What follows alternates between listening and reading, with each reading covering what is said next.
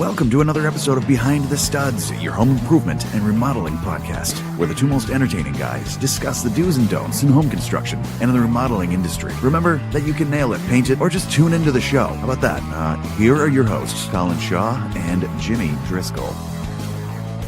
Hello, everyone. Welcome to Season 2, our first show of Season 2. Can you believe it, Jim? Unbelievable. Still standing. Still standing. No, I'm sorry, still sitting. Well, right, yeah, we can't stand. No, we got to stand. No, we're way too old to be standing after working all day. So You use a walker. We should get recliners or lazy boys or something. Yeah, right. That would be really nice. That would be the first podcast in a chaise lounge, right? With like a fruit drink with furniture in it. Right, or maybe in a hammock or something. There you go. That would be beautiful. Oh, like a schematic piece of furniture. Wow. Right? That would be interesting. I'm working it now. I wonder if we know anybody who could make something like that. Jeez, I wonder who. I bet we know somebody. So, hey, listen, big show today, guys. I'm glad you could join us. We have the one, the only rogue engineer, Mr. Jamison. How are you, sir? Very well. Nice. Nice to be here. Thanks for having me. Absolutely. Really appreciate you joining us. I feel like this is like an episode of Wayne's World where like we're not worthy. We're not worthy. You know? So I don't know about that. if you haven't checked out Jamison's site, rogueengineer.com, you definitely got to check it out. We're going to let him kind of fill us in on what it is that he does, what makes him so popular. But a great guest to have on the show, especially for season 2. So we really appreciate you taking the time out of your busy schedule to join us for a little while. So, Jason, how did you start this, my friend? How did you get this going? What made you think of this? I went to school for aerospace engineering, and I started working for a company called Gulfstream Aerospace, and I was in the flight test department, and I was doing design work, mechanical designer. And so I had that kind of expertise down. And then we moved into a bigger house, and we needed some furniture.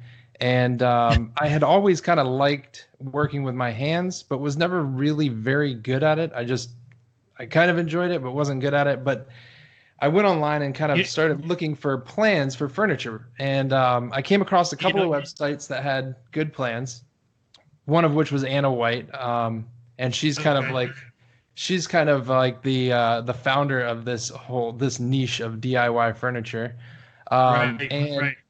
I followed one of her plans, and it turned out really, really good. And as I was following those plans, I thought to myself, like, this whole design thing, this is what I do. Like, if I can design something just like she did, I could build it myself. So I started designing my own furniture, and the products that I was putting out were pretty good.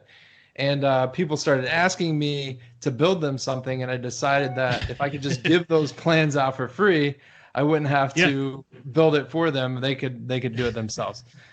So that's kind of how it spiraled, and we developed the website and started publishing those plans on there, and it kind of turned into what it is today. So teach a man to fish kind of thing. Exactly. Yeah, I like that. And most people, if they move into a large house that doesn't have furniture, they go to IKEA. Yeah. But you decided to go a different route, huh? Yeah, we couldn't afford IKEA. Right, okay. We spent all that money on the house. Out of the house, right? Yeah. I was just working on a house now where other people were just moving in, and it was funny too because when they moved in, they had so much big furniture, it didn't fit in their living room and their great room. I'm like, wow, something's gonna go, something's gonna get out of the house. And that's the thing is a lot of the furniture that people pick out they're based on that space. And as soon as you move into a different space, then you've got a different layout, and maybe what you had before doesn't go along with that. And this was just kind of an easy way to be able to kind of make some furniture, not like the bigger pieces, like obviously you're not going to make a couch or a sofa or something like that, which those are the same thing, but you know what I mean? Like a coffee table and end table here and there, and some outdoor furniture are excellent pieces for beginning woodworkers to start on, for sure. Nice.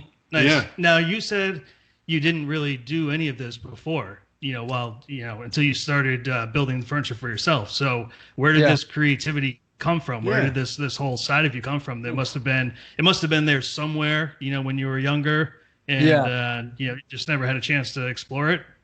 Yeah, so my family business, or my father's business, is a trucking company. So I've always kind of been. I grew up in the shop working on trucks with him, changing brakes, changing tires, and I've always just enjoyed getting my hands dirty. It's just something about, as you guys know, at the end of the day, being able to step back and look at what you've accomplished that day, and there's a good feeling there. Sure, there is. Yeah. I was able to express some different level of creativity in the engineering world and the design, designing things. But at the end of the day, I wasn't able to kind of produce my design. So this was like the best of both worlds. I was able to design something and produce it and live with that piece. So there's a lot of, that is it's just a good feeling, as you guys know. All right. Yeah. So just for instance, I want to build a stool. I'm going to build a stool, and I'm going to build it to my specifications, the way I like it, and I'm going to try it and see if it works, and then I'm going to put it online with the schematic. And that's in a simple form. That's how you would do it, basically. I'm going to build a stool and go from there. Yes. Yeah. Okay. All right.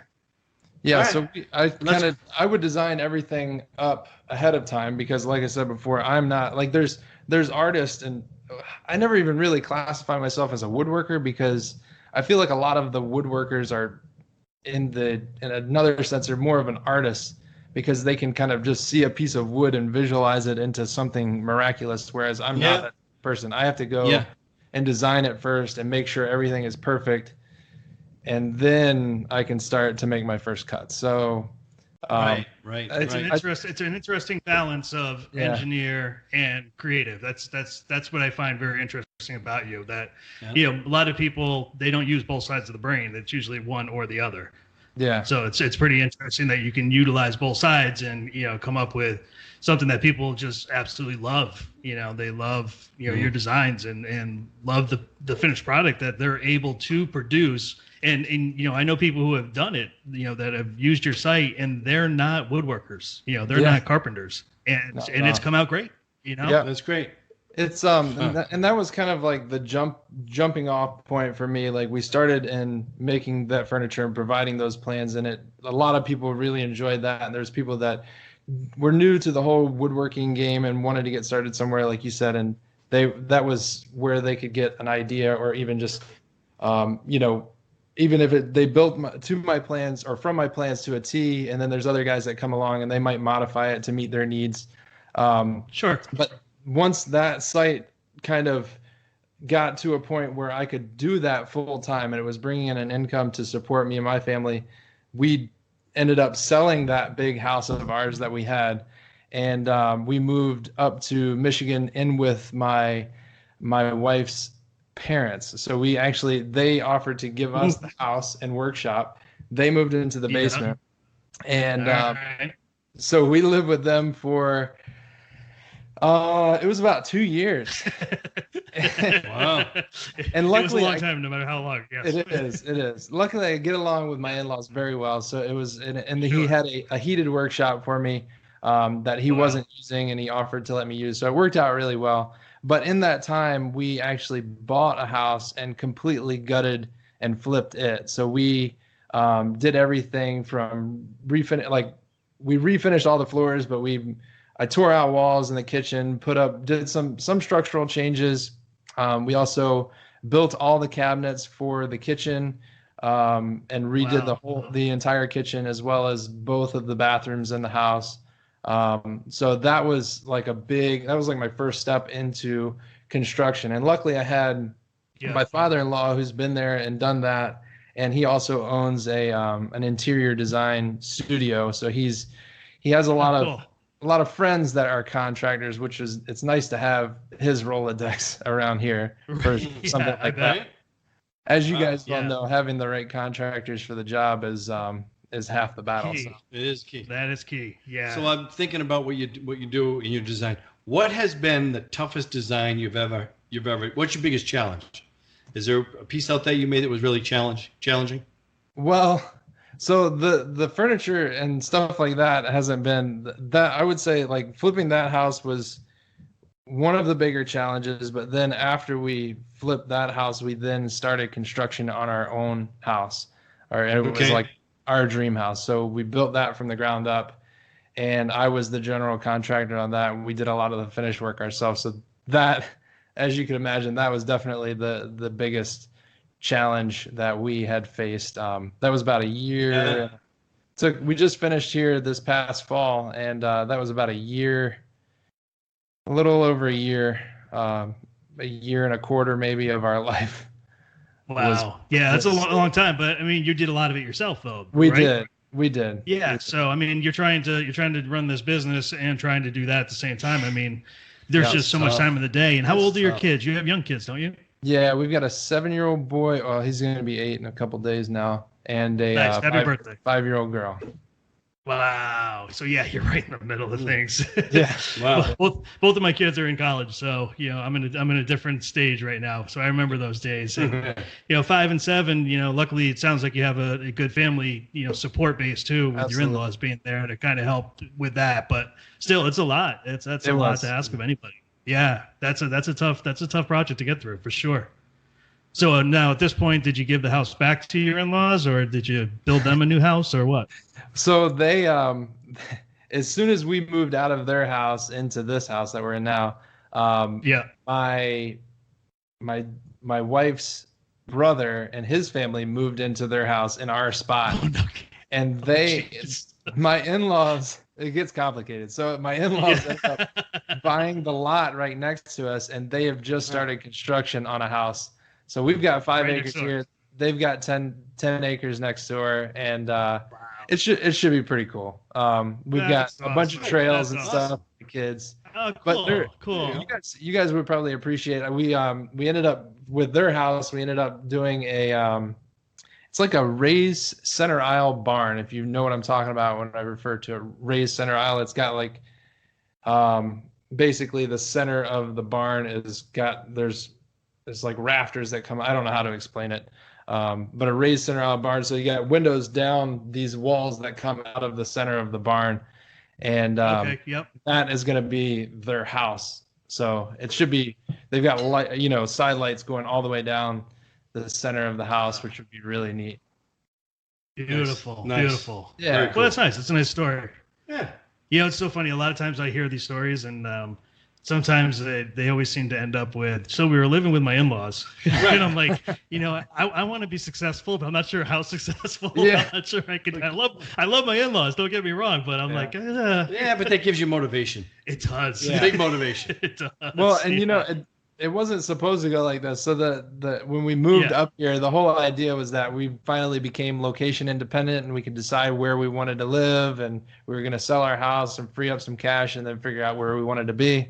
And then it just turned out that we ended up staying up here. So, which is good. I mean, we enjoy being near family, but sitting where you're sitting now, looking back, I mean, it all made sense. So that's the key. Yeah, absolutely. And where is here? Where is here? You're in Michigan? Is that right? Yeah, just outside of Ann Arbor, Michigan. Okay. Yeah. Nice warm summers up there, huh? Yeah. For about 2 days. It's a different way of life, for sure. Yes. So I would imagine there had to be some long conversations between you and your wife when you're ready to make that leap from being an engineer to being the rogue engineer and starting the online stuff. I could just imagine my conversation with my wife. It would have been like, what? Right. And where's our insurance coming from? What? Yeah, that's the common question. But yeah, I think it went something kind of like this. She said, so you want to stop working somewhere else and start working here, like in the house where I'm going to be all day long. That's a very good answer. I like that one. Now I see her in her videos. So she just picked it up and learned, or did she pick it up from her father? So yeah, she's got kind of like the design. She's the designer, so she makes everything look pretty. And she's got this vision that is just incredible as far as selecting the right furniture for where and what it's, and decorating and all that stuff. So she makes it look good. I just make it happen. We both make it happen.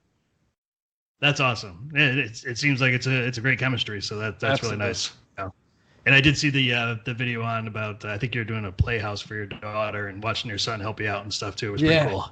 Yeah, we try to get the whole family involved whenever possible. That's awesome. It's awesome. Honestly, it's hard not to at this age. They're just there all the time. So right, yeah. What else are you gonna do? Exactly. We just don't fight it. There you go. It's probably better that way. Exactly. Do you have any advice for any of the do-it-yourselfers to get involved in these projects? Any Honestly, advice? I mean, the advice that I have is just like not being afraid to just jump right in. Obviously safety first, but as far as just getting started, don't be afraid to make mistakes, because we all do. I mean, as even the professionals don't know everything. So not being afraid to get started and not being afraid to reach out to people for with any questions that you have, because honestly, a lot of these guys are way more friendly than you would ever imagine, and they just want to help. When it came to construction, that was kind of out of my realm of, I didn't know a lot of the different things that had to be done. So being able to reach out to contractors and ask for their advice and bouncing back and forth to a couple different people and getting different opinions is always a great way to do it for sure. Great. Super. Nice. Very super. Now, and I know the answer to a lot of these questions, but do you on your website, do you have like different stages of different types of projects? Do you let people know like this is a beginner project, this is an intermediate, this is an advanced? That was one thing that I wanted to do in the beginning. Okay. was label those that I never did end up doing that. However, I have all the projects broken out by room. So basically, the whole idea for me was when somebody is coming to my site, they have an idea in mind. They need a piece of furniture for this, whether it's a coffee table or an end table or a chair or a stool. So I've got it broken out into different rooms and categories based on types of furniture. So it seems to have worked out pretty well as far as organizing all of the plans. Right. We've got a couple hundred now. So. Yeah. Is that how many you're up to now? Wow. Yeah, it might be more than that, but that was what it was. I checked. Now, do you get people that just request different types of pieces that you design for them and throw it up on the site, or occasionally? You basically do. Yeah. Honestly, I have more work to do for myself than I care to. So doing plans for other people isn't always at the top of my priorities list. Understood. Or my wife's priority list. Right. Yeah.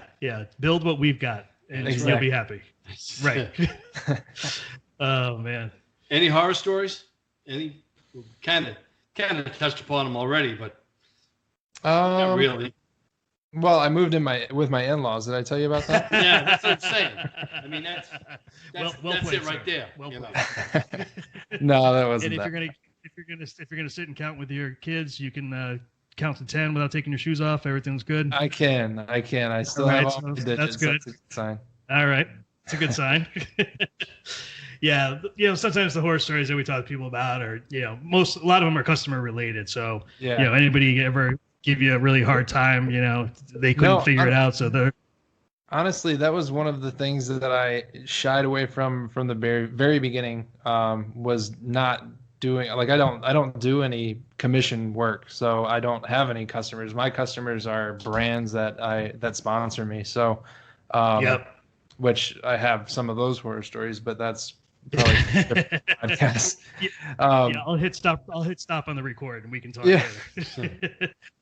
But no, I mean, like I said, I've tried. I think I've done like maybe 2 projects for other people that I've been paid for, and both of them took me twice as long as they should have, and it's not enjoyable for me because I start to lose some of the creativity that I have, and right, and it was never fun. So I always turned all of that down.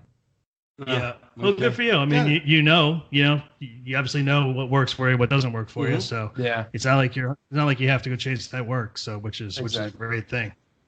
Now, when you started to take this, to the next level, I thought it was very interesting. One of the steps that you took was to fly down to a home show and start marketing yourself. Basically, it sounded like is what you did. You spent time emailing different suppliers, obviously, and brands and different things, and the way to get them to pay attention to you was to be face to face, which I thought was a pretty bold move. Yeah, absolutely. So and that, I mean, we went down to Orlando to the builder show, the International Builder Show, which is massive. If anybody ever gets the chance to do it, I recommend it. It's just a really neat experience. There's so many different products there that would blow your mind. And it was one of those things where we kind of it was spur of the moment. So I didn't even realize that it was happening when it was happening.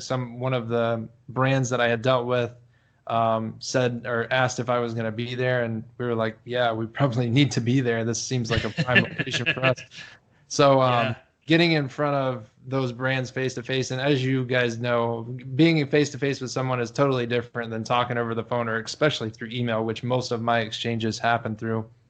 So being able to go down there, we actually had brands that had turned us down, and then we went and met with them in person, and they reversed that and ended up working with us for very big deals, which was huge for us. So that being there opened up a lot of doors for us in our business, and being able to work with those brands for sure.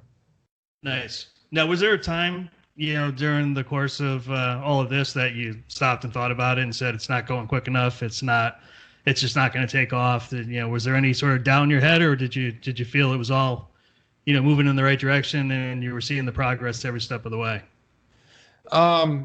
You're talking about like right off in the beginning before we went full time?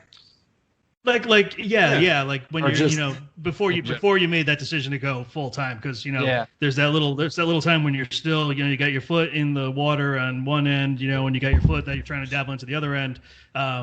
Similar to you, I have a corporate background, and I did very similar. I had to either decide to be in corporate America, suit and tie every day, or go into this type of work, and I made the leap. But I know a lot of people would kind of straddle it a little bit. So just wondering, they say it takes about 3 years in this industry before, you kind of start to see, something come about. So was there times during that 3-year period that you were like, Yeah, I've heard the 1,000 day rule.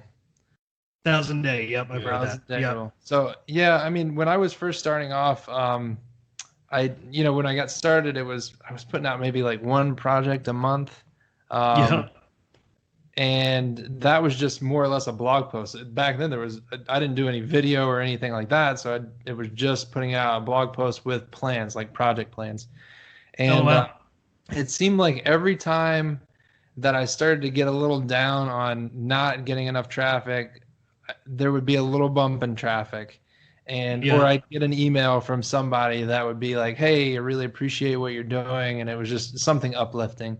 So it was like, it was constantly, and that would make me want to work harder. And the harder that I worked, the more effort that I put in, the more I got in return. So it was one of those things. Like I said, it came in spikes. So traffic would kind of spike, and then it would plateau, and then a couple months later I'd have another spike, and then it would taper off. And so it kind of went and spiked every so often, which was nice to see those spikes and know that eventually, if you work long enough, they're gonna come. Sure. Now, do you get a lot of fellow carpenters that say, I can do what you can do. I should do this, full time and make tons of money as well? Do you ever have anybody that just kind of gives you that kind of vibe back? The Raz. Yeah, I mean, and I always encourage people because it's not really like a competition for me. The internet is a really big place. Absolutely. So I always try and encourage people to do what I'm doing, because I feel like I'm on vacation every day, because it's like I'm getting to do what I want to do all the time. So I always encourage everybody to do, or people that are interested in it, to do it, and give them tips and tricks and what I learned along the way. Nice. But I also remember being that guy, like, when looking back at Anna White's plans and saying, wow, she looks like she's doing really good with the business, and I know that I can do this, so why don't I try it? Yeah.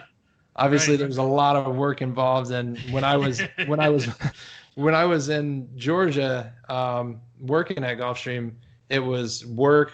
I would come home, have dinner with my family, and then I would go back to work on the website all night, and then all my weekends were gone. So basically, we had no social life. Sure. All of my extra time was put into this business and growing it, especially when it got to the point where I could actually start to see that this could be like a full-time gig. So I told you I was putting out like one project a month in the beginning, and right before my jump to full-time, I was putting out 2 projects a week. Wow. Which if you talk with anybody in my niche, that's a lot. That sounds like a lot. Yeah. Hell yeah. Plus sleeping and eating and stuff like that too. Yeah. And having a full-time job. So. Right. Wow. Yeah. I mean, the people don't realize, and it's probably the same thing with actors and actresses too. People are like, they don't really work that hard. They just came to them. And, I don't think there's really anything in this world that comes all that easy to you. So, you got to work for it. No. Even the lottery's not easy. No. Yeah. So I was on vacation last week, and I was down in the Southern Caribbean, and I passed a convenience store, and the tour guy was bringing us by, and I go, "Can I ask you a question?" He's like, "Sure." I said, "Why do you guys play the lottery here?" I said, "Don't you realize you're in the Caribbean? Where do you want to go? If you win, where are you going? Connecticut?" Yeah. Right. No. I'll take your hut. You take my house. Sounds good. Let's switch this out. What a deal! Yeah. Such a deal. Such a deal. Yeah. So what trends do you see happening right now with the internet? Do you see a shift in anything, from your end? As far as like what I do, I see that there's more people getting into what we do, and there's a shift towards video. There's video is a big thing right now. But also like there's more people doing what I do, but there's also a lot more money being invested into influencers, I guess is what you would call myself. There's like a lot more brands are investing into influencer marketing. So that's good for me. Good for you. Yes. Continue to be on that vacation every day. So there you go. Teach me how to be an influencer. I got to influence somebody around here. Yeah. That's about it. Yeah. So, one question I wanted to ask you. Have you held any grudges against any advertisers, manufacturers, suppliers? You don't have to mention who. Not really. No. I really have a hard time with the whole corporate mentality. We do too. We do too. Yeah. So people constantly trying to have meetings and metrics and dates and stuff like that. I have kind of a little bit of a chip on my shoulder as far as that stuff goes. But overall, no, I'm a pretty easygoing guy. I try not to hold any grudges. And I guess gotcha. The only other thing is cheap people or cheap advertisers. Yeah. It's like they're out there. Yeah. It's like going to remodel a house and you ask them what their budget is and it's a couple $100. It doesn't really work, right? Yeah. No, right. Yeah. No, it doesn't work. Not at all. Yeah. No, we've had a couple. We've been fortunate that we had a couple people looking to advertise with us, and other people that don't want to even talk to us. And I'm like, all right, someday, right? Someday. Yeah. I'm the one who would hold a grudge. So Jimmy will be the easygoing guy. We can dream, can't we? Well, it's always more expensive the second time around too, right? Absolutely, it is. Yep. Could have gotten in on the ground floor. Look what happened. I'll tell you. All right. So how does everybody find you, Jamison? You can check out my website at rogueengineer.com. Yep. UGE is Rouge Engineer. That's Rouge. We don't want Rouge. Yes. So Rogue Engineer is all my channels. You can find me on Instagram and Facebook and YouTube as well. Beautiful. And did you buy up the Rouge Engineer website just in case? No, I didn't. I didn't. All right. Look into it. You never know. That's not a bad idea. Well, yeah. Well, Jamison, it was great having you on our show. Thank you so much for taking the time to do so. Thank you, buddy. Thank you. Thanks wish you continued success, and anytime you want to reach out, and we'd love to hear from you. Wishing you the best. Thanks, man. Absolutely. Thanks for having me. Take care, guys. No problem. Great education. Thank you very much. Bye. Bye.